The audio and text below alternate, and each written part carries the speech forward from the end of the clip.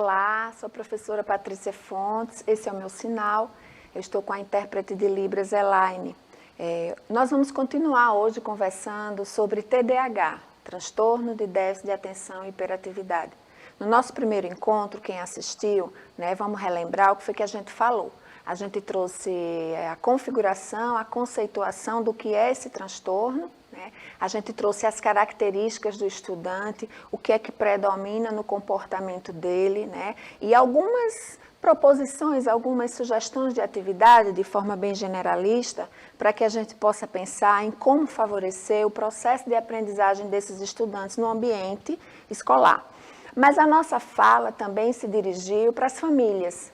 Hoje a gente organizou esse conteúdo para vocês de uma forma que possa fazer com que o professor da sala regular perceba essas evidências do estudante com TDAH, para que o professor da sala de recursos também relembre um pouco do que é essa dinâmica do funcionamento, mas a gente também estruturou de uma forma que as famílias possam entender e para que as famílias também possam fazer parcerias com a escola, para que a gente possa contribuir para o desenvolvimento dessas pessoas.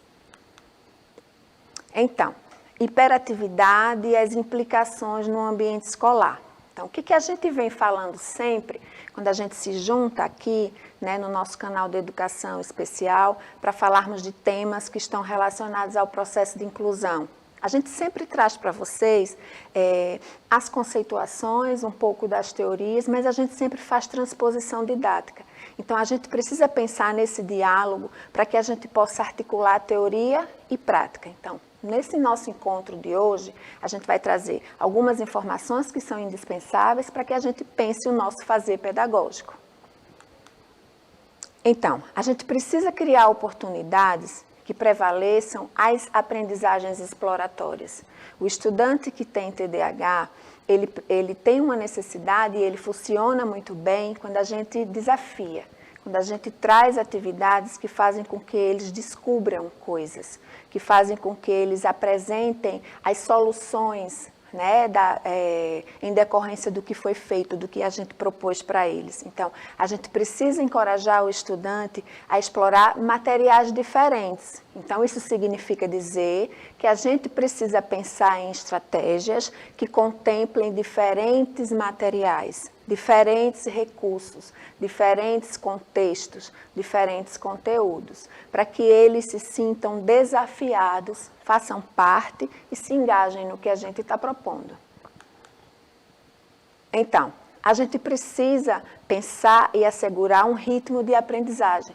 O ritmo de aprendizagem é um aspecto importante. A gente não pode trazer um ritmo muito lento, quando o estudante tem um ritmo mais acelerado, vamos dizer assim, ele funciona de forma muito mais dinâmica, e a gente também não pode trazer algo muito rápido, de forma que desorganize. Então, essa coisa da gente pensar no ritmo de aprendizagem, a gente está falando de acessibilidade metodológica. Lembra? Nós já conversamos muitas vezes aqui nos nossos encontros sobre acessibilidade metodológica. Então, a gente pensar no ritmo de aprendizagem é a gente estar de verdade sendo acessível, é a gente estar dando oportunidade desses estudantes permanecerem engajados no que a gente está propondo.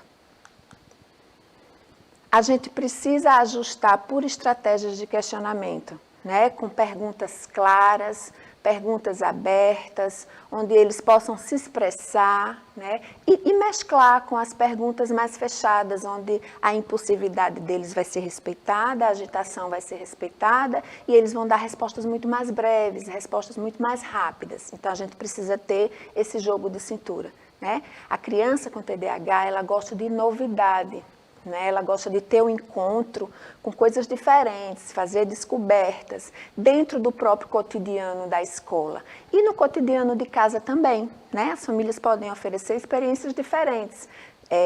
Mesclar com atividades dentro de casa, fora de casa, material concreto, material audiovisual. Então, para eles é importante esse contato com coisas diferentes, em contextos diferentes, para que eles tenham sensações diferentes também.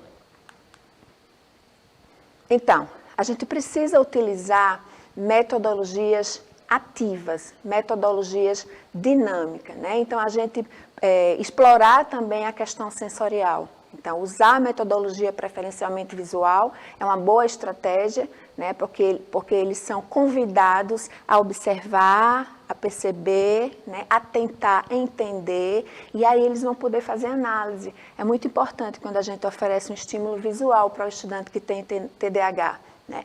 Outra sugestão é que a gente possa trazer palavras-chave ao mesmo tempo, que a gente fala, que a gente lê, né, que a gente evidencia para eles gravuras, vídeos, mas que a gente possa trazer essas palavras que vão servir como referência, para que eles possam se situar num contexto maior. Então, a gente precisa estimular a criatividade nesses estudantes, né? E para que a gente possa estimular a criatividade, a gente está pensando em atividades que propiciem a produção autônoma, né? Então, eles precisam produzir seus materiais, eles precisam se expressar através da produção dos seus materiais criados, né? Materiais criados por eles próprios. Então, essa coisa de estimular a criatividade é muito importante para o estudante que tem TDAH. Ele vai se sentir fazendo parte, as suas produções serão percebidas e isso vai motivá-los a estarem sempre produzindo, estarem engajados na dinâmica escolar como um todo. Em casa também é importante que a gente faça isso, né? As famílias precisam dar oportunidade a essas pessoas de se expressarem. E que elas tenham experiências diferentes. Não fiquem só vendo TV, que vejam TV, sim, obviamente. Não fiquem só no celular, mas que mexam no celular com atividades significativas também, mas que tenham acesso a diferentes materiais. E aí a gente está falando de diferentes oportunidades para aprender, diferentes oportunidades de aprendizagem. Então, que a gente evite as atividades passivas, né? Que a gente evite forçar que eles fiquem muito tempo interagindo com o mesmo material, que as respostas sejam com a mesma configuração. Isso é uma dificuldade muito grande para eles. Na verdade, isso pode se transformar numa barreira para o processo de aprendizagem. Então, objetividade. A gente precisa ser claro, né? A gente precisa definir regras, a gente precisa passar informações de forma muito clara, né? Para que a gente possa construir com esse estudante um comportamento produtivo, para que a gente possa estar ajudando na sua funcionalidade. E aí a gente está construindo um código de condutas, né? Eles vão aprendendo que alguns comportamentos são típicos de algumas situações, alguns comportamentos são adequados para alguns lugares, né? E que as orientações e os comandos precisam ser percebidos para que eles construam, para que eles participem, para que eles façam parte do contexto e para que eles se sintam pertencendo de verdade nesse ambiente de aprendizagem. Nesses ambientes, né? Porque a gente está falando de casa e a gente está falando da escola. Eu estou falando para os pais, para você pai que está aí assistindo, e estou falando para os meus colegas professores também. Então, o que a gente fez nesses 2 dias que conversamos sobre TDAH? No nosso primeiro dia, a gente conversou sobre a importância de conceituar, de entender a configuração, né, do funcionamento dessa pessoa que tem TDAH. A gente trouxe algumas informações sobre o funcionamento neurobiológico. No nosso segundo encontro, a gente trouxe dinâmicas, a gente trouxe olhares para que vocês configurem com atenção a seleção do plano de desenvolvimento individualizado, né, do plano educacional individualizado, o PEI. A gente sabe que essas pessoas precisam de um olhar personalizado e a gente vem falando sobre isso sempre nos nossos encontros. A gente sabe que a gente trabalha com adaptação e com adequação.